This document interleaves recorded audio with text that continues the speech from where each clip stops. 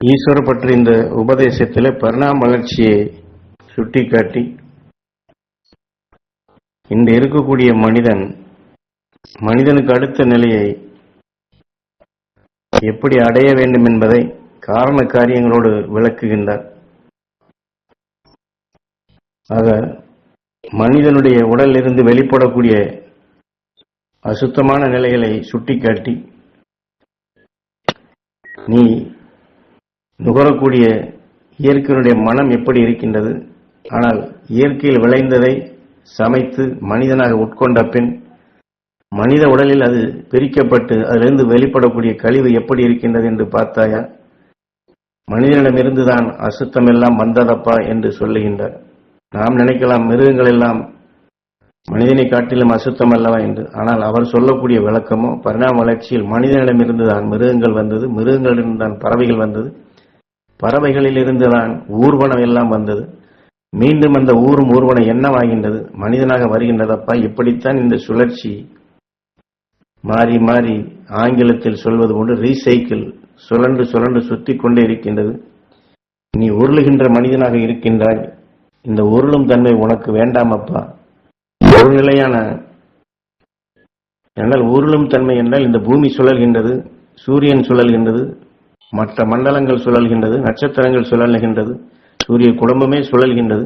அதனுடன் ஒத்த இந்த ஜீவராசிகளும் மனிதனும் எல்லாமே சுழன்று கொண்டிருக்கும் நிலை, அதைத்தான் உருளும் நிலை என்று சொல்லுகின்றார். உருளும் மனிதனாக பிறந்து விட்டாய், உருளும் தன்மை உனக்கு வேண்டாமப்பா. நிலையான நிலைத்திருக்க உன் தியானத்தை கூட்டிக்கொள். அதற்குத்தான் இதை சொல்லுகின்றேன்.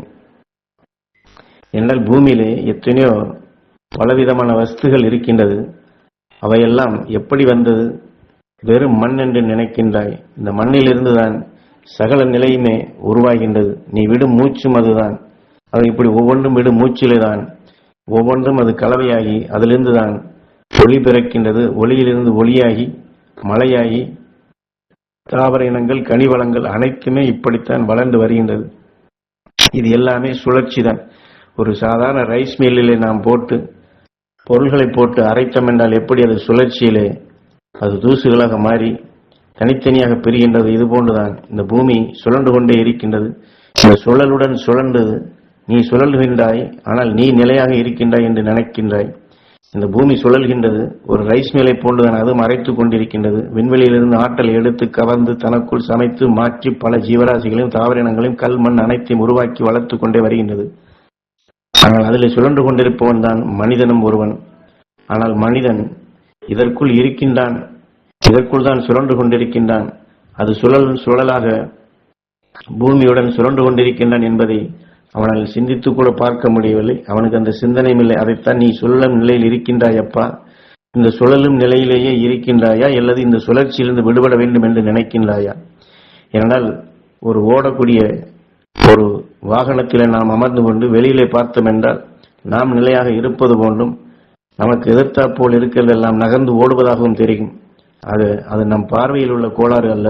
நாம் செல்லுகின்றோம், நாம் நிலையாக இருப்பது போன்றும் அவைகள் தான் நகர்கிறது என்று தெரிவது போன்றுதான் இந்த பூமியிலே நாம் சுழலக்கூடிய நிலை அனைத்துமே நாம் நிலையாக இருப்பது போன்றும் மற்றதுதான் நகர்ந்து கொண்டிருப்பதாக நாம் நினைக்கின்றோம். ஆனால் நாம் சுழன்று கொண்டிருக்கின்றோம். இந்த சுழற்சியிலிருந்து மனித சுழற்சியிலிருந்து நீ விடுபட வேண்டும். இது நிலைத்ததல்ல. இது நிலைத்ததாக இருக்க உனக்கு தோற்றமளிப்பதும் உண்மை அல்ல. அந்த பறக்கும் நிலை பெற வேண்டும் அப்பா. அதற்குத்தான் இந்த சுழலும் தன்மையை நீ புரிந்து கொண்டாய் அல்லவா? இந்த சுழலின் தன்மையையும் பார்த்தாய் அல்லவா?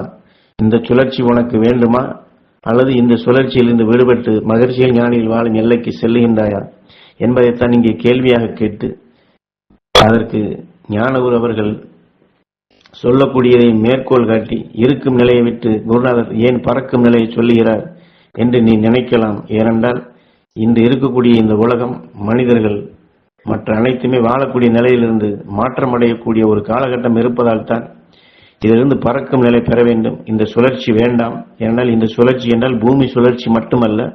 முதலிலே சொன்ன மாதிரி ஜீவராசிகள் அனைத்தும் வளர்ந்து மனிதனாகி மிருகமாகி பறவையாகி ஊர்வனமாகி மீண்டும் ஊர்வனம் மனிதனாகி இப்படி இந்த சுழற்சியும் வேண்டாமப்பா, அந்த சுழற்சியும் வேண்டாமப்பா. மகிழ்ச்சியில் ஞானம் வாழும் அந்த ஒளியான எல்லைக்கு நீ செல். அங்கே சென்றால் சகலத்தை நீ காணலாம். சகலத்திலும் நீ பயணம் செய்யலாம், சகலத்தையும் உருவாக்கலாம், அழியாத நிலை பெறலாம். ஆக உன் நிலையை நிலை நிறுத்துவதற்குத்தான் இந்த பாடமே, இந்த பிறவி பயன்தான். அதைத்தான் ஞானகுரு சொன்னதாக சொல்லி, உன் சுவாச நிலையை மாற்றிடாதே, உன் நிலையை நிலைநிறுத்து, இந்த சுழற்சியிலிருந்து விடுபடு, பொய்யான நிலையை பெற, நிலைத்த அறிவாக நீ வளர அதற்குண்டான முயற்சிகள் எடு. அதற்குத்தான் இந்த பாடம் என்று ஈஸ்வரப்பற்ற அவர்கள் இதில் நமக்கு தெளிவாக, உனக்கு நான் நல்ல மனதை தந்தேன், உன் மனதை நீ நல்ல மனதாக ஆக்கிக்கொள் என்று அருள் வாக்கினை கொடுத்து நம்மை அருள் வழி வாழக்கூடிய வாய்ப்பாக, அதற்குண்டான மார்க்கமாக இந்த சுழற்சியிலிருந்து நாம் விடுபட்டு நிலைத்த நிலை பெற வேண்டும் என்று உணர்த்துகின்றார்கள்.